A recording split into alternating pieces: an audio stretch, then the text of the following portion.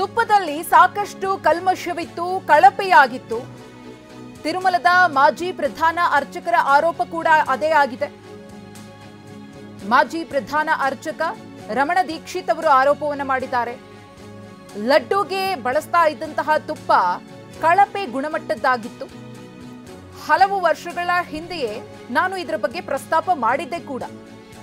ಅಧಿಕಾರಿಗಳು, TTD trust ಅಧ್ಯಕ್ಷರ ಬಳಿ ನಾನು ಹೇಳಿದ್ದೆ, ಆದರೆ ಅವರು ಅದರ ಬಗ್ಗೆ ತಲೆ ಕೆಡಿಸಿಕೊಂಡಿಲ್ಲ ಅಂತ ಹೇಳಿದ್ದಾರೆ ಮಾಜಿ ಪ್ರಧಾನ ಅರ್ಚಕ ರಮಣ ದೀಕ್ಷಿತ್. దీన్ని ఎన్నోసార్లు అప్పటి ఈఓ గారికి, చైర్మన్ గారికి దృష్టికి తీసుకెళ్ళి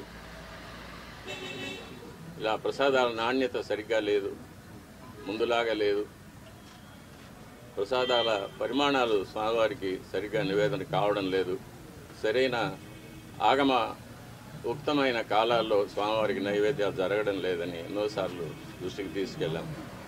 కానీ లాభం లేకపోయింది. ఇది ఈ 5 ఏళ్ళు నిరభ్యంతరంగా ఈ మహాపాపం జరిగిపోయింది.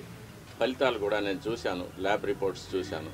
ఇందులో కూడా వెజిటబుల్ ఫ్యాటు, అనిమల్ ఫ్యాటు, జంతువుల యొక్క కొవ్వు పదార్థం, స్థావరాల యొక్క జంగమాల యొక్క కొవ్వు పదార్థాలు కలిసినట్టుగా ల్యాబ్ రిపోర్ట్ను చూశాను. పరిశుద్ధమైన ఆవు పాలతో తయారు చేసిన నెయ్యిలో అది స్థావరమైనా కానీ జంగమమైనా కానీ కొవ్వు పదార్థాలు కలవడానికి వీలు లేదు. అది ఇంప్యూరిటీస్ కింద లెక్క వస్తుంది. దీన్ని